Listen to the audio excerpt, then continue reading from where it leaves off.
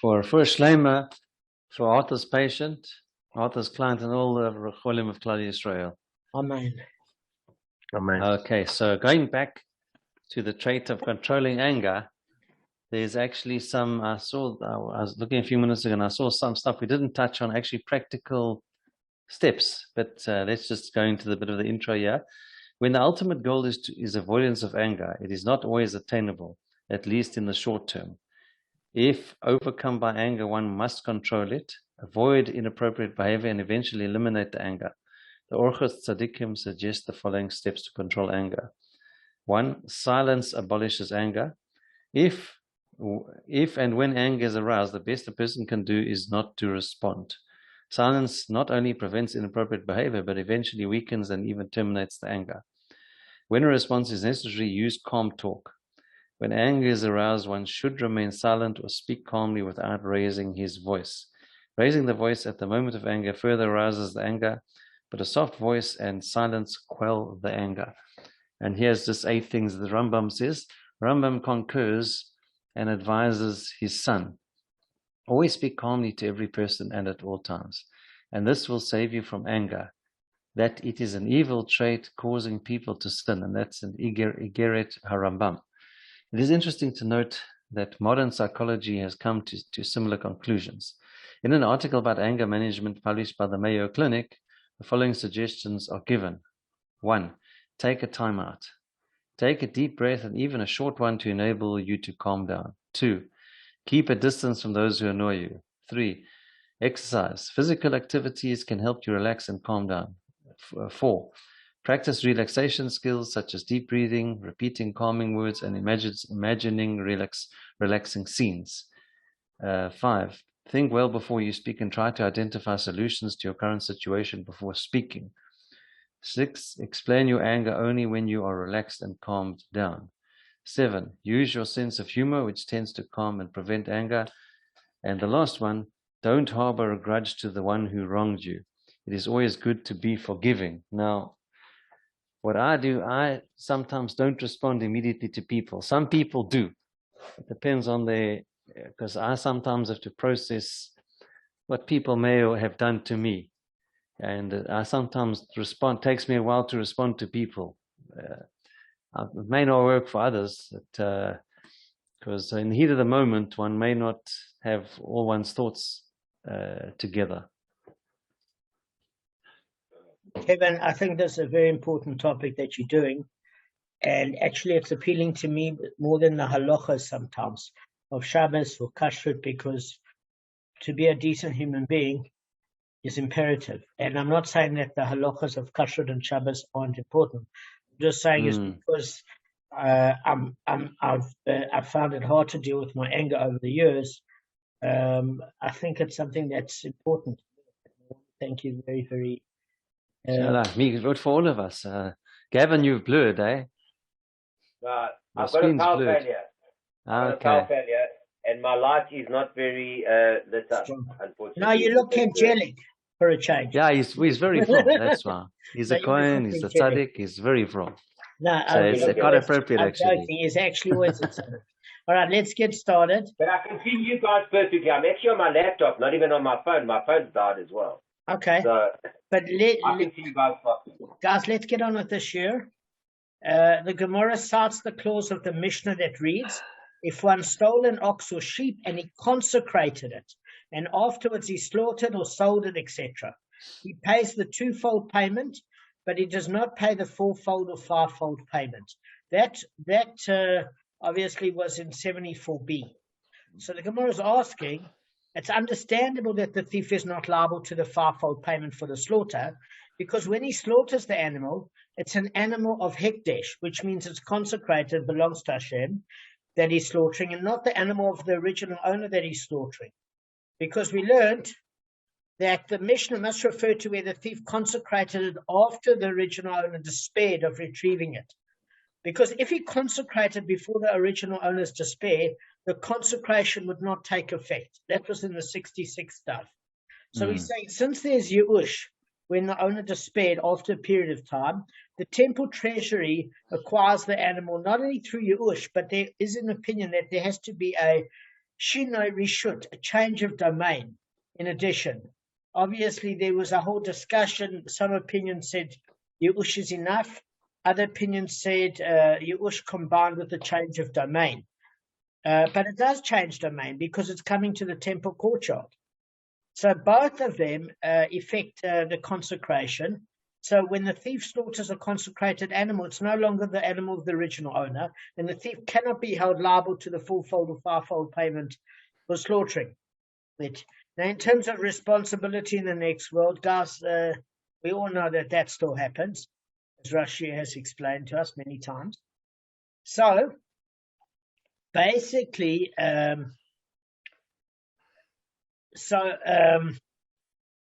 it's understandable that the thief is not liable to the fourfold or fivefold payment for the slaughter. For when he slaughters the animal, it is the animal of Hekdesh that he's slaughtering, and not the original animal of the. It's not the animal of the original owner that he's slaughtering. But let him at least be liable to the fivefold payment for the very consecration itself. Because what difference does it make to me whether he sells it to an ordinary person or whether he sells it to heaven? That's what the ton of the Gemara is saying. In other words, he's saying with respect to the four or fivefold payment, given the stolen animal away as a present, it's basically the same as selling it. There's still responsibility. The original owner is deficient of an animal. So when the thief consecrates an animal and in effect gives it to Hekdesh, he should be liable to the fourfold or fivefold penalty. So what difference does it make whether the thief sold it to another buyer or to which is an ordinary person, or whether he sold or gave it away to Hekdesh? Either way, the original owner is without an animal. So the Gemara is saying, well, who's the Tana that discusses it in this Mishnah? The Mishnah is authored by Rabbi Shimon, who says that a consecrated animal for which he bears responsibility stands in possession of the owner. So we said, guys, there were two different types of animals. The one is where he bears responsibility, where it's incumbent upon, where he states it's hereby incumbent upon me to bring an olah, and then he consecrated the stolen animal as the offering with which to fulfill his vow. So in this case, the thief has a monetary interest in the animal remaining extant. So because if the animal were to die or to not be in existence anymore, to be lost or stolen, just like any other person, once you ush and a change of ownership kicks in, once your ush kicks in and a change of domain, then a change of ownership from the original owner to the thief takes place. But what it's saying then is, if you couple that with the other aspect, that the thief is now the owner, and should he decide since he decides to donate it to Hekdesh, but he says, in the event of this animal disappearing, I'm going to make good on it with another animal with that amount, he's still got a vested interest in the animal. So that's a very, very different case. So basically, Rabbi Shimon, if you remember, guys, maintains that one who has a monetary interest in an animal is considered its legal owner. So accordingly, it doesn't matter if he consecrates an animal as an offering for which he's personally liable, he still retains some level of ownership in the animal. Why? Because by consecrating the animal under these conditions, the thief hasn't entirely given it away to Hekdesh. And the consecration doesn't constitute a full-fledged gift that would make him liable to the fourfold or fivefold payment. So even if you're holding by a different opinion, the fact that the thief promises to replace it financially, should anything go wrong, means he's got a stake in it, and having a stake in it now means he's the owner, and therefore he doesn't have to pay the four or fivefold payment. So in other words, Rashi notes that although the Hekdesh does not, according to Rabbi Shimon, acquire full title to the animal, and the animal still remains in the thief's domain, the Mishnah rules that the thief is still not liable to the fourfold or fivefold payment for a subsequent slaughter of the consecrated animal. Because the consecration does effect a name change in the animal. Why? Because if you remember in the 67th daf, it was called Chulin, and now it's called Hekdesh. So Chulin is an animal about how you make it kosher in order to get benefit from it. And now it's Hekdesh. You can't eat it. You're giving it as a temple sacrifice. So when the thief consecrates the animal, the consecration takes effect through a despair Yush of the original owner and a change of name, and it's no longer the animal of the original owner. As a result, so the thief is not liable to the fourfold or fivefold penalty. And when he subsequently slaughters it, it's not the animal of the original owner he's slaughtering. So that's even according to that opinion. But the Gemara rejects this latest answer about bearing responsibility in case anything happens to the animal that the thief said he would replace it.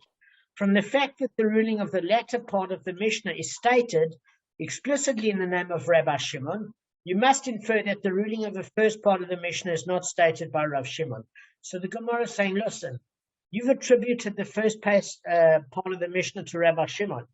It's not, because why would it state that the second verse is that of Rabbi Shimon? Because if it's the first verse, it says Rabbi Shimon says, it mentions the first verse and then the second. The very fact it only mentions it in the second verse means clearly the first verse is not stated by Rabbi Shimon, because the Gemara concedes that the first part of the Mishnah was not only not authored by Rabbi Shimon, and then obviously it has to come up with another reason that the thief is not liable to the fivefold payment for selling the animal to Hekdesh. Okay? Because if you remember, the latter part of the Mishnah reads, with respect to a consecrated animal for which he bears responsibility, he pays the fourfold or fivefold payment. With respect to a consecrated animal for which he does not bear responsibility, he is exempt. Okay. So rather, what are we dealing with here, guys? Is that we're dealing where the thief consecrated the stolen animal is known as Kodashim Kalim. Okay? And if you remember, there were two different types of categories. There was Kodshay Kodashim, which is the most holy of offerings. That's the Chatas offering, or La Asham offerings. And then there's Kodshem Kalim, which is offerings of lesser holiness. I think that's how you would put it. So that's the Shulamim offering, the Bechor, the Pesach offering, and the Maisa offerings. Okay? So basically, the Mishnah is actually in accordance with Rav Yossi Aglili, who says that lesser consecrations of Kodashim Kalim are considered the property of the owner. And what do we mean by that? Is that, if you remember, there was a Gemara in 12b that we learned this principle in Bava Kamma all the way back in the 12th daf, that he stated that principle with respect to one who entrusted a Kodashim Kalim animal to a custodian, who subsequently swore that he never received it, and later had admitted to having sworn falsely. So there, Rav Yossi Aglili rules that the custodian must pay the principal and an additional 1/5 and bring an asham offering as prescribed.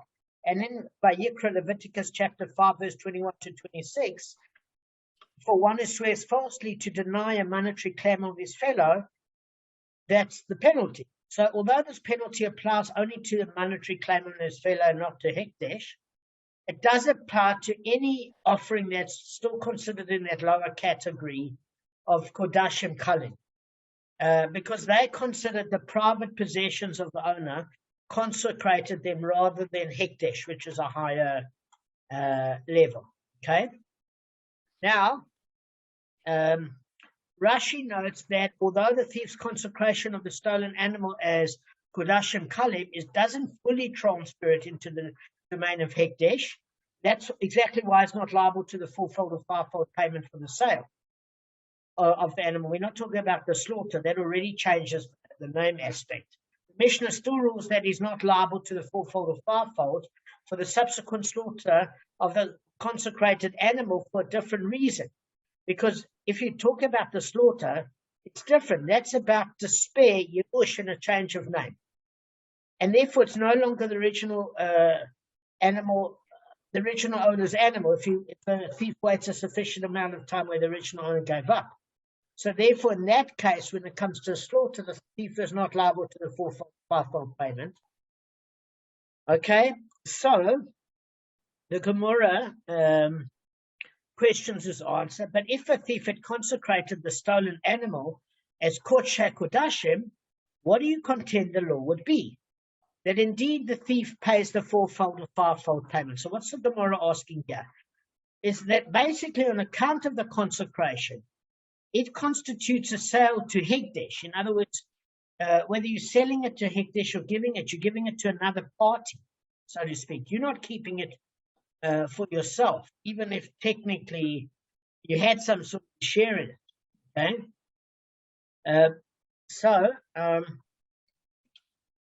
In that case, the Gemara suggests that the thief would pay the fourfold or fivefold penalty because it's still transferring from the individual to Hekdesh. So if so, then rather than teaching the first segment of the Mishnah, if one stole an ox or sheep and slaughtered it and then consecrated the slaughtered animal, pays the fourfold or fivefold payment, and then state as a contrast the case in which consecration preceded the slaughter. So what are we talking about here, guys? Is that we're learning all of these Mishnayos now on the 74th daf as contrasting the Mishnayot on the 70th daf. I remember Kevin was still in South Africa when we taught the 70th daf. It was on your last trip. So the fact that we're learning parallel cases, okay? The one is what happens when you slaughter on Shabbos compared to selling it on Shabbos. Slaughtering on Yom Kippur as opposed to selling it on Yom Kippur. Slaughtering it for idolatry as opposed to selling it for to idolatry, etc. So they're all contrasting cases. So the fact that the first Mishnah chooses it as its liability case, to the case of slaughter or sale before consecration, implies that it couldn't find a case of liability where the thief consecrated the animal before slaughtering it. Okay? So we're comparing the two Mishnayot. So let the Mishnah differentiate and teach the distinction with respect to the case of the Mishnah's latter segment itself, where the consecration preceded the slaughter as follows. So here we talk about consecration preceding the slaughter in the 70th daf. In the 74th daf, we're talking about the slaughter first, and then preceding the consecration. It's the other way around. So when are these things said in the latter segment? If consecration precedes the slaughter, that the thief is not liable to the fourfold or fivefold payment. In the case where he consecrated the stolen animal as Kodash and Kalim, the lesser holy offerings, but in the case where he consecrated the stolen animal as Kodshe Kodashim, he does pay the fourfold or fivefold payment. In other words, if it's the other way around, because if indeed consecrating the stolen animal as Kodshe Kodashim would render the thief liable to the fourfold or fivefold payment for selling the animal to Hekdesh. In other words, whether you're giving it or selling it's the same thing, the original owner doesn't have. Why doesn't the Gemara present it as a contrasting with the latter case itself? Teach that if the thief consecrated the animal before slaughtering it, is exempt from the fourfold or fivefold penalty. Only where the consecrated animal is in the category of Kodashim Kalim, but where he consecrated the animal as Kodshe Kodashim, is liable to the funds. So we talk about the order. Okay. Now, from the fact that the Mishnah doesn't make that distinction between the 70th daf and the 74th Mishnah, it's evident that it maintains that even consecrating the animal as Kodshe Kodashim doesn't render the thief liable to the fourfold or fivefold payment or sale. So we can't resolve the difficulty according to the Mishnah if you interpret it according to Rav Yossi Haglili. What did he say? Rav Yossi Haglili is saying that when the thief consecrated the stolen animal as Kodshe Kalim, it's still considered the property of the owner when it's a lesser sacrifice. So we're saying, well, then that's fine if you're slaughtering it and then consecrating it. But what if you're consecrating it and then slaughtering it? So it still doesn't solve the problem. So the Gemara is going to give a slightly different answer because it doesn't resolve the difficulty. Rather, in fact, there's no difference. The Gemara says whether the thief consecrated the stolen animal as Kodshe Kodashim or Kodshe Kalim. In other words, if the animal was consecrated on the highest level of holiness or the lesser level, it doesn't matter because in either case, the thief is not liable to the fourfold or fivefold payment. And regarding your difficulty as to what difference is there, whether he sells it to an ordinary person or to heaven, or he gives it to another person, but the original owner is deprived from it, or he gives it for Hekdesh, to heavenly purposes. the Gemara is answering it as follows. The Tana Kamma, I will answer it as follows. When he sells it to an ordinary person, originally before the sale, it was the ox of Reuven, the seller. And now after the sale, it's the ox of Shimon, the buyer. But one who sells it to heaven for Kodshim, when he consecrates it, originally before the sale, it was the ox of Reuven. And now after the sale, it's still the ox of Reuven. So guys, you can think of it like when you give tzedakah. Before it's in your hands, it's still considered your money. When you give a gift, it's notes on the shul when you see a message saying, donation given by Damon, Kabb. So it doesn't matter whether it was mine before I give it now. It still remains given by me, or it was not. Either way, it's attributed to me. But when originally given, you are selling it to me, it was Kevin Mayerthor's, and then when you sell it to me, it becomes Damon Kabb's, which means there's a change of name of ownership, but not when you consecrate it, sell it, or donate it for heavenly purpose. It's still contributed by the original owner, so it doesn't have a change of name. So that's the difference between whether you steal it as a thief and then give it to another person. It still changes ownership as opposed to giving it for hegdish. Okay? So the Gemara cites the final clause of the Mishnah, which reads, Rav Shimon says that with respect to a consecrated animal, for which he bears responsibility. In other words, where the thief says, if this goes missing, I will give an animal in its stead. The thief pays the fourfold or fivefold payment because he's got a share in the animal. But with respect to a consecrated animal that he does not bear responsibility, in other words, if it gets lost before it's given to hegdish, he's exempt. So the Gemara says, well, how do we explain Rav Shimon's rulings? Okay, granted, Rav Shimon holds the argument of what difference does it make to me whether he sells it to an ordinary person or whether it sells it to heaven. And therefore, according to him, he holds that a thief is liable to the fourfold or fivefold payment for the act of consecrating the stolen animal anyway, at which the Gemara is answered according to a different opinion. Okay, so, but what we are saying is here, is he should have said the exact opposite. So we're going to say what that means now. So basically, the Gemara understands so far at this point that Rabbi Shimon is disputing the Tana Kamma's preceding ruling. That one who steals an animal and consecrates it and then slaughters it is exempt from fourfold or fivefold payment. Okay, because he's waited sufficient time, because you can't consecrate what isn't yours, so the original owner has given up hope, and he's changed the domain to where it's in the hegdish domain, and then he slaughters it, it's exempt from the fourfold or fivefold payment because he's slaughtering an animal that's his, and it's known as going from chulin as a name to hegdish. So those two things have changed. So that's what the Tana Kamma says. Rav Shimon disagrees with that blanket exemption, and he maintains it actually depends on the type of consecration. If the thief consecrated the stolen animal as an offering for which he bears responsibility, saying if anything goes wrong, I'll put another animal in its place, he's liable to the fourfold or fivefold payment because he's got a share in the outcome. And therefore, it's a problem. If he consecrated it as an offering for which he doesn't bear responsibility, he's not liable.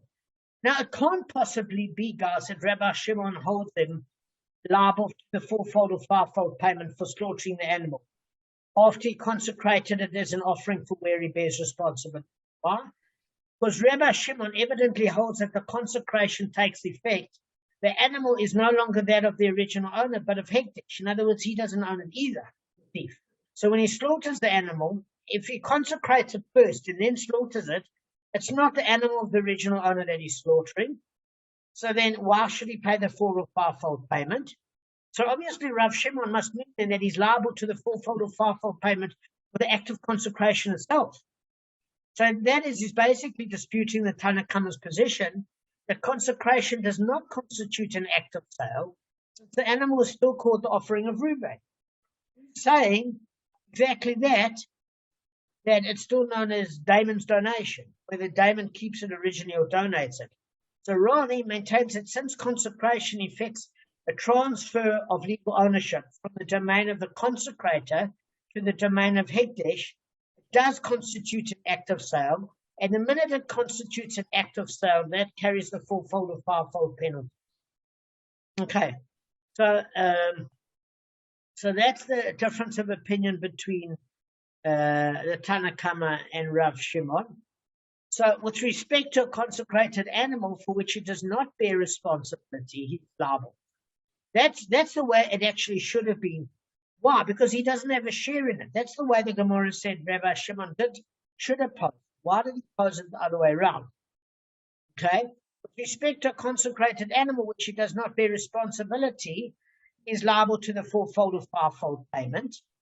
But the consecration takes a stolen animal out of his possession and transfers it to the possession of Hekdesh. So it's saying that actually that would technically constitute a stale.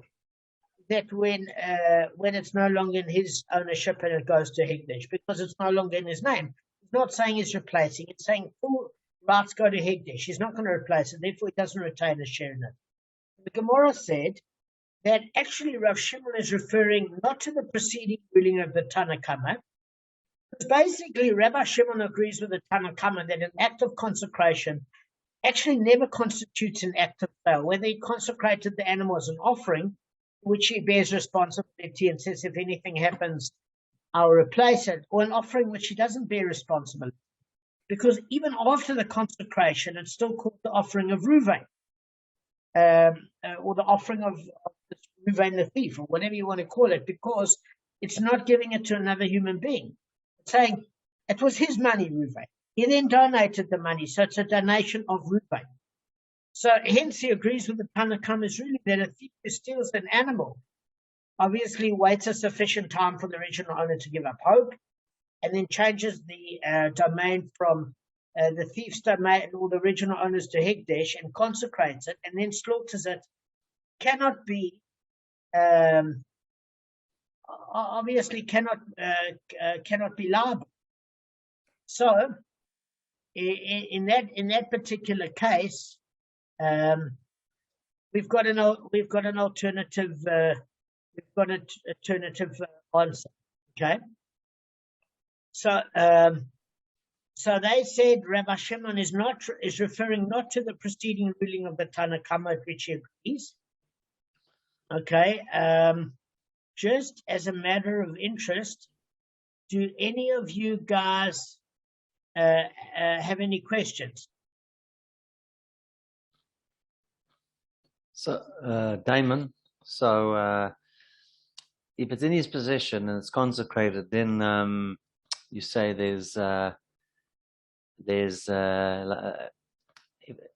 liability. But if it's not in his possession and was consecrated, then there's no. Just go there. That says repeat that again. That part. Okay, so there are quite a few issues at play.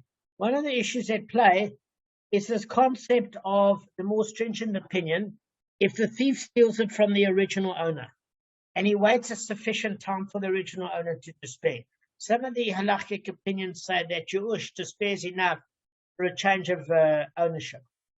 Others say that it's not enough. Yerush in combination with a change of domain is needed, both aspects, in order to take the ownership away from the original owner into the possession of it. Because if a thief consecrates it and it's the original owner hasn't given up hope, you can't consecrate what is not yours. That's one of the factors. Because then you would still, for consecrating it or slaughtering it, because consecrating it is like selling it or giving it away. The original owner still loses out. So unless those two factors kick into play, there's a 4 or 5-fold payment for selling or taking the animal from the thief to another party away from the original owner. So you have to wait for despair and a change of location. Originally learned in the 66 stuff, when I was in the Mamsum Toti, that if a thief steals it and sells it to another party, if he's waited for despair to kick in, plus it goes to the domain of the new owner, the thief doesn't have to pay the 4 or 5-fold payment according to some opinions. According to others, he does. It was that whole argument with Reish Lachish and Rav Yochanan. So that's one factor. The other factor is there was a statement that if the thief is basically consecrating Kodashim Kalim, not Kodashim not the higher level, but the lower level, that in that case, he has a certain, Kevin, he's got a certain share in it, so to speak. Okay? In other words, according to Rav Yossi Aglili in the 12th daf, if the thief consecrated an animal that had Kodash and Kalim, which is the lesser holiness, they considered the property of the owner, which now is the property of the thief because he waited a sufficient time for the original owner to give up. So now he doesn't have to pay the 4 or 5 fold payment. So that's number one. It's not as if, in that argument, it's not as if a sale took place and he gave it to Hekdesh. Because one of the arguments is it a sale if you give it to Hekdesh? If you give it, in other words, if you take it from him and you give it to the temple, what difference does it make if you sell it or give it to the temple or another person? That was Rabbi Shimon's argument. What difference does it make? You still, the original owner doesn't get it back. Therefore, it invokes the 4 or 5 fold penalty. And what the other argument is here is that if it's a lesser Kodshem Kalim, if it's a lesser offering of holiness, it, according to Rav Yossi Aglili in the 12th daf, it still remains the possession of the original owner on some level. So therefore, then it's not a problem. It's not like a sale took place, because it's still considered part of it. The original owner still, not the original owner, the thief who is now acquired it, still has a share in it. It's not like he's technically sold it to Hekdesh or given it to Hekdesh. So that's the other issue that's kicking into place. And the third issue is an issue of slightly differently, that it's different if you sell it to another person or give it to another person, because then it's gone from Kevin Mayerfield to Damon Kabb, whether you gave it to me or sold it to me on the deed paper. Whereas if Kevin Mayerfield donated money to the shul, because in Kevin Mayerfield's bank account, and now it says in the shul, donated by Kevin Mayerfield. So there's no change of ownership. I mean, there's a change of ownership, but it's still done in Kevin's name. So that's the third issue at play. So there are a lot of issues at play here. All right, guys, I hope it makes sense. So, yeah, if it's donated in his name to the temple, he's still the actual owner. Yes, so therefore a sale hasn't technically taken place. That's so if he promises it, so he can't actually sell it to another. No, because he has to pay the 4 or 5 fold payment. So if it's a Kodshem Kalim, it's still considered, according to Rav Yossi Aglili in 12b, that he has a share in it. Also, on a separate basis, if he's making a donation to Hekdesh as opposed to selling it or giving it to another person, it's still a donation under his name. He's still part owner, and therefore it doesn't invoke the category of a sale at which you'd make a 4 or 5 fold payment. That's the other factor. Okay? Then the other factor is if he waits a sufficient time for the original owner to despair, and he changes the location from the original owner's location to the Hekdesh, both the change of location and the despair invokes that it now becomes the thief's, and he doesn't owe the original owner the 4 or 5 fold, because otherwise you can't consecrate an animal that's not yours. So those are the 3 factors. I hope I've summarized it well. Yeah. All right, guys, congratulations. You know we've already done half the daf. 75. 76. We've I mean 76. Yeah. We've done half the daf. The short daf. It's not my talent. It's a short daf. That's right. Talented. So with the talented amount of Kufrusos that I'm learning with, I'm looking forward to tomorrow night. We'll see you at 6:50 Okay? Yeah. Nede.com. .com, yeah. I live there. Yeah. Always on that side. By the way, when somebody says Bli Nede to you, they mean Bli Never. Yeah. All right. Yeah. Guys, keep Bli up. Nede, they mean believe never, yeah. Yeah. Arthur, please God, I hope your patient recovers in good health. No. Look, he's doing a lot better. All right. Just he couldn't breathe earlier, and there's a whole lot of complications going on. But no, it's okay. All right. Well done. Like a bit tough. Shame, mate. It wasn't me, it was the doctors. I just arrived. It's stressful because That's very stressful.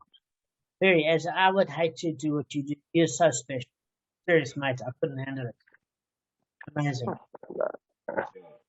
I saw 3 people today, basically. I started at 7 this morning till 9 till 2, and then came here from 3. Jeez. Please God, Hashem should bless you out in the next world and in this